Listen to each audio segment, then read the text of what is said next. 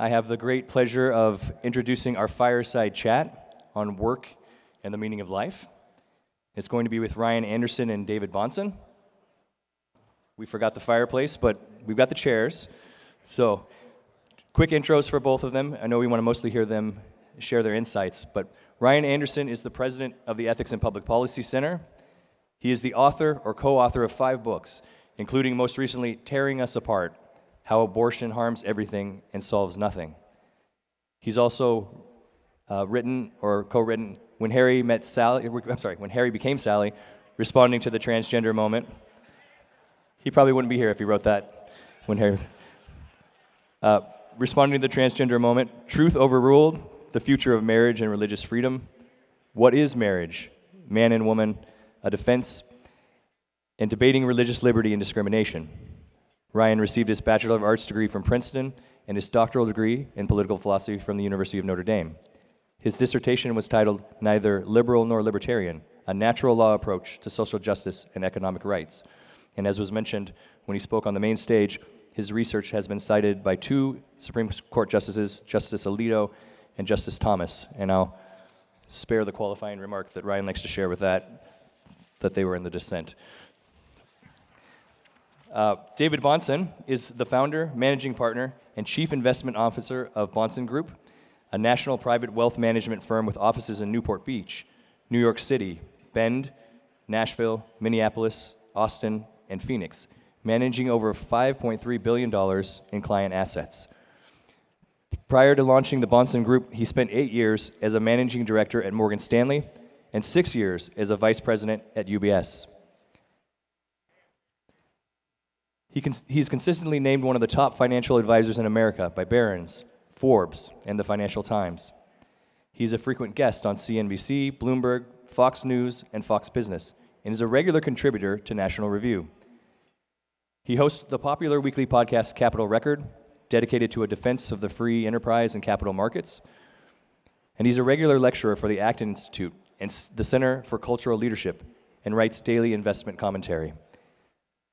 David is a founding trustee for Pacifica Christian High School of Orange County and serves on the board of directors for the Acton Institute. He is the author of several best-selling books, including Crisis of Responsibility: Our Cultural Addiction to Blame and How You Can Cure It. Also, The Case for Dividend Growth: Investing in a Post-Crisis World. And There's No Free Lunch: 250 Economic Truths. His newest book, which is the topic of tonight's conversation, is Full Time: Work and the Meaning of Life, which was just released in February of 2024. He has been married to his wife, Jolene, for over 22 years and has 3 children, and you're in for a real treat with this discussion. Thank you.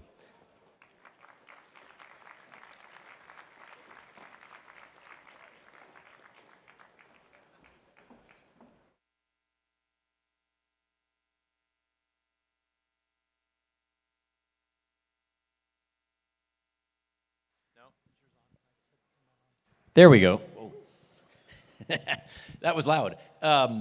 Thank you, Mark, for that warm introduction. The introduction was a little bit warmer than the stage. This may be the coldest fireside chat I've ever engaged in. I can't start interviewing David without first expressing my thanks to Tim and Steph. Every year, this conference gets better. This is the highlight of the year for me and my wife. I asked my wife to attend several work-related events each year. This is the only one she actually enjoys going to. And thank you. This has come to have a feel of like a family reunion. 700 members of my family, so it's a big family reunion. But I was thinking about this. We met a couple here 8 years ago when we attended our first Napa Institute conference. And 10 months ago, they became the godparents to our child.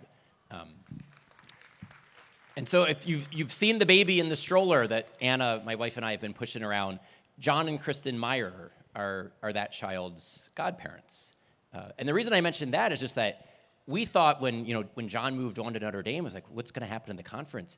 It's only gotten better. And so I just want to congratulate Mark on an amazing first conference, because you had big shoes to fill, and this conference keeps getting better.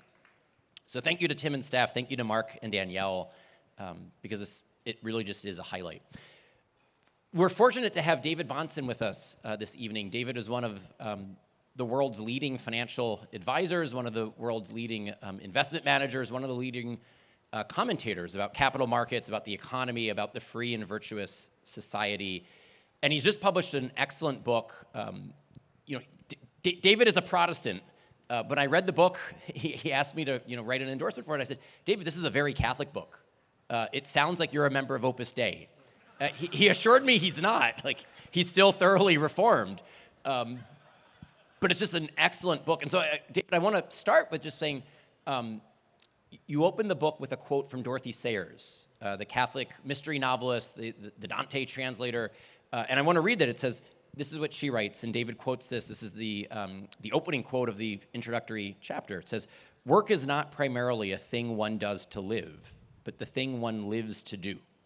It is, or should be, the full expression of the worker's faculties, the medium in which he offers himself to God."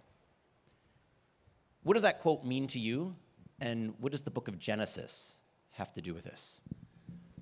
Well, first I echo Ryan's gratitude to Tim and Steph and to all who have made the conference possible. It's an honor, a pleasure to be here. I have thoroughly enjoyed this time. The fellowship I have at events like this is tremendous, and I appreciate your hospitality to an Opus Dei Protestant like myself.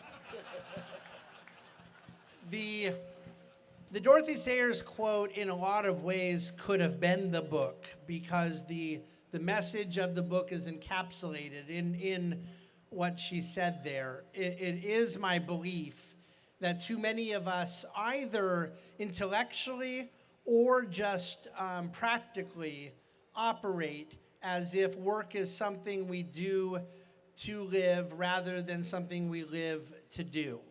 And this distinction, that may be a helpful way to remember it. It is kind of cute, but it's quite profound in what she is saying, that fundamentally work is not merely instrumental. The work is not merely transactional.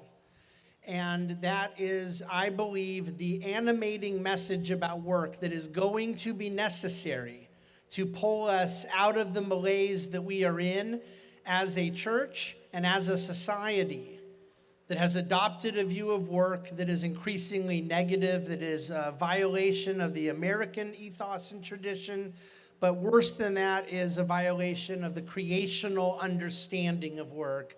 And that's where I think the Genesis 1 understanding becomes so important. It's why I view this issue so ecumenically, but that our views of work have to start, as most things do, by the way, in proper theology, in the first chapter of Genesis. And my belief is that we were created to work, and that in that message we obtain a certain understanding about the human person and God's relationship to the human person and God's plan for the human life that is fundamental. And when that message gets missed, it leads to all sorts of social epidemic. Thank you. Can you say more about that? Because you mentioned at the very beginning that you're making a theological case, but then also an ontological case. And the theme of this week's conference has been, what it means to be human. Yeah. Can you say some of that ontological argument for the importance of work and the dignity of work? Well, and it shouldn't surprise you to know that I believe ontology and theology are deeply connected. And in a Venn diagram, there's very little that isn't overlapped.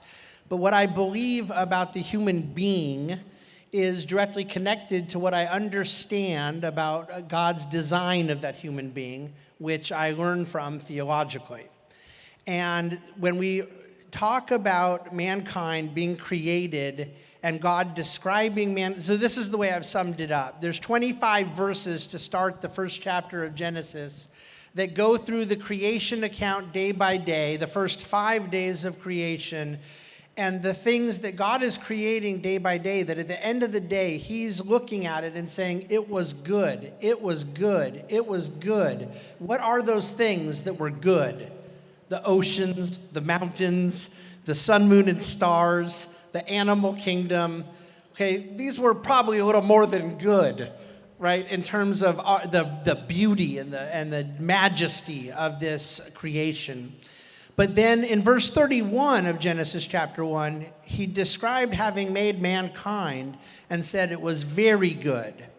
And I don't know why I have not heard many sermons about that additional adverb throughout my life, but there was something distinct. There was something superlative. There was something dignified about the human person that God had made. And so when you look at verses 26 through 30, that give us the context as to why we ended up concluding Genesis 1 with a description of mankind as very good, you read that the very reason God made us was to be fruitful and multiply and fill the earth, in verse 26, to have dominion over the earth, to rule over the earth, to care for the earth, and what we famously refer to as the creation mandate, the cultural mandate. It was a commandment to build civilization. I would argue that verse 26 was also a commandment to build civilization. And I do believe it was a commandment to procreation. I just do not believe it was only a commandment to procreation. That the notion of being fruitful, multiplying, and filling the earth only in the context of something reproductive, but not something economic, is incoherent. It required mankind to work, to allocate scarcity, to basically do all of these different words that we'll talk about as cultivate, rule, steward, are synonyms of work. This is a theological idea that then 4 times in 2 verses, God repeated that he made us in his image and likeness. And I believe it is a non-controversial component of Christian theology to say that being made in the image of God did not come with the omnipotence of God. It did not come with the omniscience, the omnipresence. What did it mean that we were made in the image and likeness of God? But in those very verses, he defined it for us. We were made to co-create with him, to take the potential of the creation and to grow it, to steward it. And I don't just say this as a finance guy and as an economist. I say this as a Christian. It was a commandment for economic growth. These are all things that require work. This was all before original sin. This was God's created design for his people. And he did this because he loved us, not because he hated us. We were made with souls that have an eternal destiny, but we were made with a purpose. And that purpose was to work and co-create with God. And I believe that Genesis 1 lays a foundation that is deeply ontological about the being of the human person. So I'm not a member of Opus Dei, so I'm not an Opus Dei Protestant or an Opus Dei Catholic. But when I was an undergraduate at Princeton, it's when I first came in contact with the work. And it was deeply formative for my own spirituality, for my own interior life, and particularly for my understanding of work. And I remember that there was a point in the way, which if you're not familiar with this, it's a short book that St. Jose Maria Escrivá wrote with short little points for meditation, for mental prayer. And one of them, and it's number like something in the 300s, and St. Jose Maria says, for the modern apostle, an hour of study is an hour of prayer. And this was deeply impactful for me at the time as an undergraduate at Princeton, because what it was highlighting was that given our vocation at the time as students at an elite school, we should be not bifurcating our lives between our religious life and our academic life. And, more or less that has stuck with me. I was an undergraduate 20-some years ago, and, all of the work that I now do has been I can sanctify this intellectual work. It's a way of serving neighbor, God, et cetera, et cetera. Apparently, this is controversial in the Protestant world. I did not realize this. Can you say a little bit about, what motivated you to write the book, given where the kind of faith and work movement within Protestant Christianity is, and the dualism that you see that's at the heart of some of the bad theology? And I think a lot of times it's latent dualism, but nevertheless dualism. I joked with Ryan last night at dinner that I think one of my favorite things to do is talk bad about Protestants in front of a Catholic audience. It's one of my favorite things to Yes. listen to.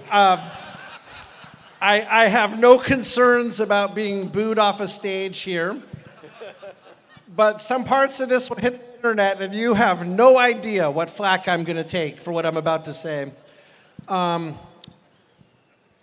I believe that evangelicalism for roughly 100 years has struggled with a latent sort of closet dualism, and it stems from a separation from society, an intellectual cowardice that was driven by the desire to remove oneself from the public square and sort of wait out a second coming.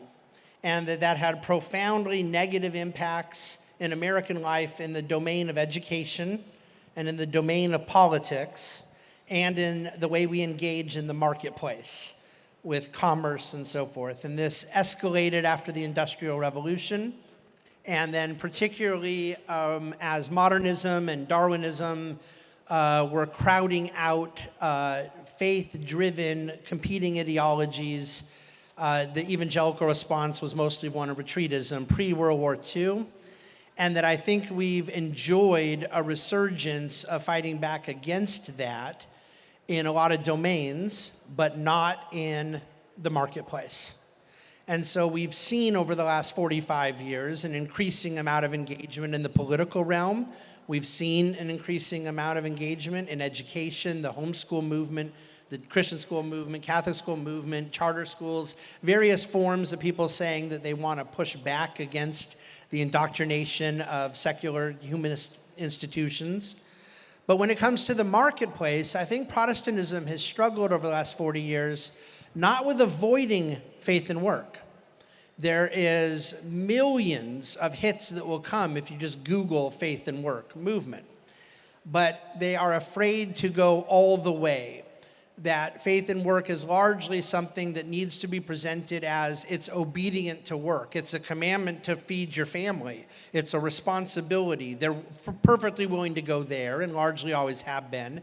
And then have attached to it the spirituality. You can support a church, you can support ministry, you can give to an orphanage in Mexico if you work, and that's a good thing. Again, still instrumental. Then I think the latest round was, hey, there has been a lot of success of evangelicals that were more upwardly mobile, especially in professional class positions and professions. And now you can have status. Now you might even be able to witness to people because you're respected as a professional. And so you have a little street cred now to share the faith, and that's a good thing. And so they've built networking breakfast and a sort of ecosystem of resources of people getting together. But what I think has been lacking from it is the belief that the inerrant work matters to God. That the work itself, from technology to agriculture to education to finance, entrepreneurial endeavors, are themselves a part of the kingdom of God. And that underlying message is one that even when many Christian leaders acknowledge it, believe it, they tiptoe around it. They're afraid, I believe, too often of what the implications mean. And so I thought that a self-professed workaholic like me would be the right person to come tell them to knock it off. That's perfect segue for what I want to ask you next. I want to ask you about the workaholics. At a certain point in the book, you mentioned that whenever you hear a sermon about work, it normally tends to say, "Don't make work an idol. Don't be a workaholic. Make sure you're keeping your work life in perspective." Whereas you point out that in the United States of America today, we don't have a problem with workaholism. We have a problem with absenteeism. We have a problem with people who are dropping out of the labor force, people who aren't actually applying themselves. And so you start another chapter with a quote from Dorothy Sayers, and I'll just summarize it. And she asked the question of, what does a carpenter need to hear in the sermon. And I love the fact that it's a carpenter, because our Lord was a carpenter. And you can think about like how, for the hidden portion of his life before his public ministry, he was probably a good carpenter. He probably took his work seriously. And she says, look, the carpenter at Mass doesn't just need to hear a sermon about how he shouldn't drink too much and he shouldn't skip Sunday Mass. He needs to hear a sermon that he should make good tables. And so you have an audience here. You have some bishops here, some good bishops. You have some priests here, mediocre priests like Father Roger Landry sitting in the front row. So I thought we should ask a Reformed Protestant to give some preaching advice. What do Catholics need to hear about our vocations if we have secular lay vocations, 40, 50, 60 hours a week to work? Well, and again, I think that this is an exhortation that I would say is applicable to all the traditions of the Christian faith, the Catholic, Protestant, and Orthodox world. None of us are immune from the reality of the culture right now. I think it is adorable when we preach against workaholism, but I want to be very clear. Last year, there were 295 million hours of the video game Fortnite played in America. I'm sorry, but those are not people struggling with workaholism. We have the exact same amount of able-bodied men between the ages of 29 and 54 that either have a job or are looking for a job as we had people who were working in the Great Depression. There still remains today a few million more open positions than there are people who are looking for work. Now that, I want to be honest, that data point is a little skewed because a lot of times that's a reference to skill mismatch and not just millions who are unwilling to go be a skilled welder or some other more complex position that requires more training and credentialing. But the point is that we have a crisis in our pews, whether you're in a Catholic or Protestant church. And the message that I hear time and time again, having been raised in the church for 50 years, the message is constantly warning people about working too hard. And I do not believe that is the systemic issue that we face in the society. I think systemically we have a problem of people not working hard enough, oftentimes not working at all, but then when they are working, and maybe even when they are working hard, not working with joy and purpose. And to recover this Genesis 1 vision of work would, to me, be the most appropriate sermon about that message. If I can, the word workaholic, I assume you know when people use it, they mean it to be pejorative. And forgive any of you who have had a few glasses of wine, you do know that it's meant to be a twist off of the word alcoholic, right? And that is not meant to be a good thing? Okay.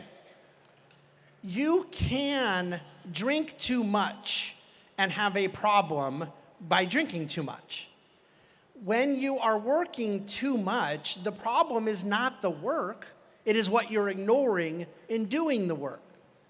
So if someone is ignoring their family, the sin is not that they're working too much. The sin is that they're ignoring their family. And I always say, if you meet someone who's not a believer and they have a significant problem with drugs or gambling or lust or some area of sin in their life, and they become a believer, and you have to work with them and say, you can't do that anymore. You turn over into a new life as you're discipling someone, that behavior goes away. But if one of us had a friend who was a successful lawyer, a successful entrepreneur, a very hardworking person of achievement, and they became a believer, would we say, hey, now listen, you really need to kind of become a little more mediocre in your work? See, it's a completely different ethical category, but we treat it in the same domain of alcohol abuse, and I find it almost offensive. There's several humorous stories in the book, but one of the ones that I found particularly humorous is when you're interviewing a young, recent college graduate, wants a job at the Bahnsen group, and at the end of the interview, you ask her, do you have any questions for me? And she says to you, what can you tell me about work-life balance? I want to make sure that if I take this job, I'll have a good work-life balance. And that more or less ended her chance of getting a job at the Bahnsen group. Can you tell us, one, about that experience, but two, why you don't even like the concept of a work-life balance? Well, I do want to ask everybody, because people will say, do you believe we're supposed to be working all the time and that there should be no other components in our life? And I say, of course not. And so if that's all that the term work-life balance meant, I just have a question. How many of you have ever gone home at the end of day and said to your spouse, I'm sorry, honey, I can't talk right now. I'm working on marriage-life balance. That expression is only used for one thing. We don't talk about kid-life balance, marriage-life balance, church-life balance. We talk about work-life balance, and we do it for only one reason. It's a manipulative, rhetorical tool to advocate for less work. Work and life are not at odds with one another. Therefore, work and life do not need to be balanced with one another. Now, do we mean we have a priority challenge that requires wisdom, how we can make our kids' soccer game and still get done our work at the office, how we can be a good spouse and be a good parent, be a good churchman, and so forth? All of these things require, first of all, they're inherently seasonal to some degree. There's various ups and downs, but also we don't operate as if they're all at odds with one another. Our work is a vital part of our life. Therefore, I don't believe in the grammar of the term work-life balance. And then the mentality for someone in their 20s to be saying, before I take a job, I want to know what the work-life balance is. What they mean is, can I go to yoga class at 2 in the afternoon? And it's preposterous. And we're infantilizing these young people. You do not take your first job as an adult focusing on the amenities outside of work. With wisdom, you balance out the other priorities you may have, but there is a grit and a hustle that doesn't allow for the vocabulary of work-life balance. So on the other end of the age spectrum, so we've moved from the young lady seeking the first job out of college to people looking forward to retirement. Yeah. And you're not anti-retirement, but you're not exactly pro-retirement either. A lot of people here may be nearing retirement. They may be looking forward to retirement. Can you give us your advice on how to think about retirement? I would say that I am anti-retirement I was trying to make you sound nicer. I have a chapter in the book called Against Retirement. But to Ryan's point, I'm not against the concept of financial security. I'm not against the concept of greater margin in one's life appropriate to the age and stage that we go through. I believe very much that our commandment to be useful and productive, which is a commandment of joy, it's a blessing, that it doesn't have an expiration date, but it is subject to physical and mental well-being. Up until a week ago, I was saying apparently the only position that one doesn't have to retire at age 80 is to run for president of the United States. But apparently that's outdated. Just a quick economic history. The term retirement didn't exist until after World War II for one very simple reason. People's retirement plan for most of human history was to die. And we are beneficiaries of two blessings over the last 60 years. This is incredibly recent in human history, and that is the mortality and the prosperity that even makes such a concept possible. And so what happened is, as the average life expectancy went up about 10 years, Madison Avenue ran with it and started marketing this idea of financial products and services that would sort of lure people to this idea of ending your life on a long vacation. And then life expectancy has gone up another 10 years since. And it is not merely that I would like very much as a 50-year-old businessman to have 60 and 70 and 75-year-olds with wisdom, with experience, with expertise that could feed into me. It's not just that I believe our economy desperately needs 65-year-olds saying things sometimes to 25-year-olds. It is also that the individual themselves, I think, forfeits a certain degree of purpose and useful activity that can be very emotionally debilitating, very depressing. So I am very respectful of the idea, particularly people that work with their hands, their bodies. I don't think we should have people that are working a beat as a cop at age 70, running around chasing bad guys. But there is mentorship. There is room for expertise, and the notion, which I consider it to be an incredibly un-Christian idea, that we get to spend the last 25 years of our life partying, totally separated from useful activity. That's really what I'm critiquing when we talk about retirement. But fundamentally, it is not just a concern I have for baby boomers. It's a concern I have for Gen Y and Gen Z that have been brought up now believing that the reason you work is to not have to do it anymore. And that message, I think, is very dangerous. So I think we're running out of time. So I'll ask you one last question, and I'll combine two questions into one. The title of your book is Full Time, and about halfway through, you draw a parallel to a famous book that I wasn't familiar with called Halftime, and then the subtitle was Moving from Success to Significance. So we've talked about the beginning of careers, we've talked about the end of careers with retirement. The concept of this book was, all right, well, you're now middle-aged and you've had success. Now at the halftime of your professional career, you can pivot to doing something significant. You want to push back on that. And so, one, I want you to push back on that, and I want you to do it in the context of most people here are flying home tomorrow, and they'll be in the office Monday morning. Yes. What are your marching orders to us? What's your advice? Well, I first want to say that books like Halftime, Moving from Success to Significance, that sold 1 million copies in the evangelical world, and that my dear friend Ryan Anderson had never heard of, are exactly the type of books that will get more Protestants to convert to Rome.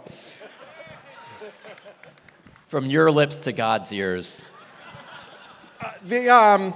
Unfortunately, though, then there are people like me writing books to push back against it, so we live to fight another day. But it is a message that essentially bifurcates our work life and our development of a career as a portion of our success and limits those things, and I believe truncates the kingdom of God into a small domain, but then says in the second half of life, we can then start doing valuable things. And I believe it is theologically inaccurate to describe what we do in our professional endeavors as non-significant. And that is, to me, the animating force behind the book, is the belief that what we are doing in our work, the creative endeavors, the entrepreneurial endeavors, these productive things that mirror the creative capacity of our Creator, that these are the things we were made for, and therefore do not require a halftime pivot in the well-ordered life. And so when people are going back to work on Monday, I do believe that it is incumbent upon us to remember that it is a blessing to be at work, that we are having our needs met by meeting the needs of others, and that we live in a market economy where it is truly miraculous what that allows and entails with division of labor, with mutual cooperation, with dynamism, with specialization, with material advancement.